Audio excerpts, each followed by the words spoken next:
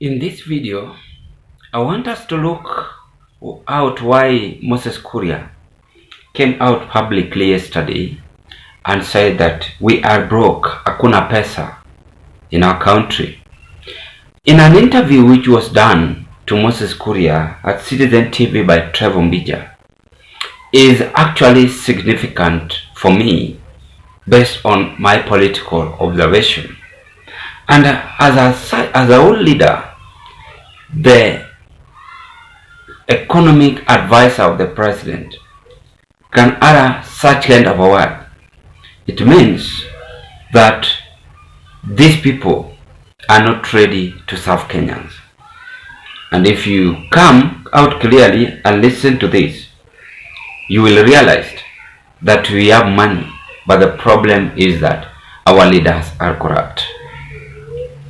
William Ruto's economic advisor, Moses Kuria, hints Kenya is broke, hakuna pesa. President William Ruto's economic advisor, Moses Kuria, revealed Kenya's struggle to meet its day-to-day financial obligation. The former Trade Cabinet Secretary CS noted that high debt and other expenditures stretch the nation's resources.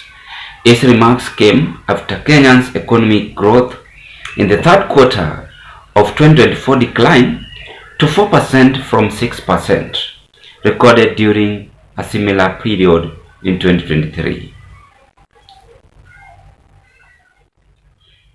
President William Ruto economic advisor Moses Kuria has hinted that Kenya is broke and facing mounting financial challenges. Speaking to Citizen TV on Wednesday, January 8th, the former cabinet secretary noted that the nation's resources were stretched by high debt and other expenditure. We are very constrained, fiscal space, hakuna pesa, there is no money. Our debts, our non-executable obligation, our pension, our free education, our subsidized fertilizer, we are left with almost nothing. The only way out is that the private sector has to step in, Kuria disclosed. This is so shameful. Our leader is saying we are left with nothing and is very much confident on saying this. When I advised this government last year, I told William Ruto's administration that if you want to survive, reduce leaders' expenditures. When I talk about expenditures, we must now check on the vehicles they are using. How many vehicles are governors using? How many vehicles are MPs using?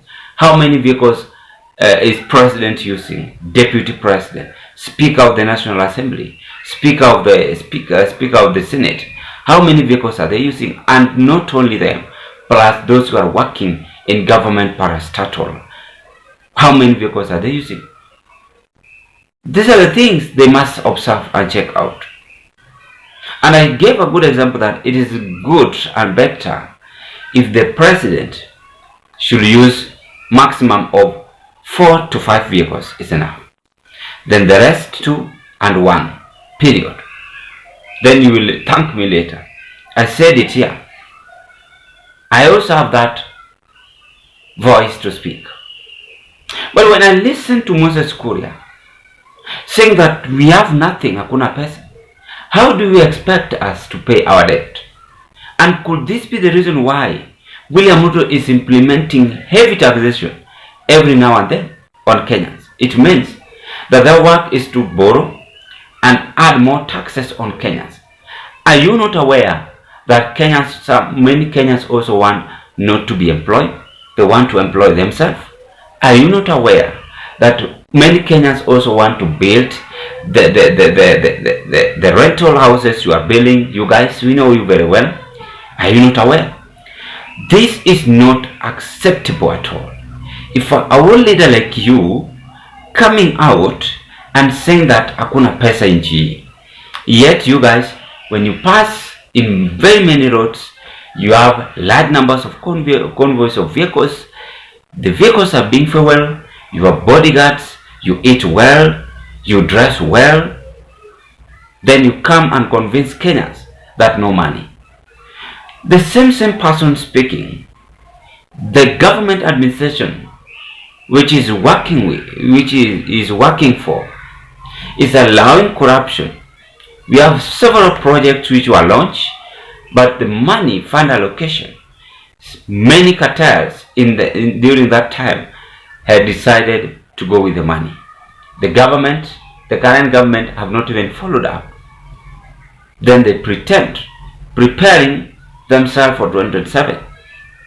The same government had several promises Kenyans. They had promises many Kenyans about the diapers, pampers, free pads, whichever promises they had. Today, even if we asked William Ruto's administration how many promises have they fulfilled, they will tell you almost all of them. For sincerely speaking, leaders we have as a country are the ones dragging us behind. And one of them is Moses Kuria. They're supposed to advise the president on whatever I said, kuliko kuja hapa na kusema hakuna pesa. Hiyo wananchi hawatasaidika. Mlichaguliwa, fanyie wananchi kazi. Ni kama wewe ni father, unaambia bibi yako hakuna pesa. Si ulioa ukasema wacha tungangane na maisha, tafuta hiyo pesa. Hata kama utachimba mchanga, tafuta mngangane naye. Mlifanya tabia mbaya, mtoto lazima kule, alipiwe school fee. I mean, don't stress yourself, but find a solution on how you can help yourself. Because after all, we are all human beings. We ought to drink. We need to dress well. We need to go we need to open our businesses. We need to do several things. We need to build ourselves for a future use. I think this is very okay and very much essential than Moses Kuria coming up with this weak point that hakuna pesa. It's sad. It means, lastly, we are broke as a country. Yet the government is still traveling outside, flying, most of them. You still expect Kenyans to vote for you 2027.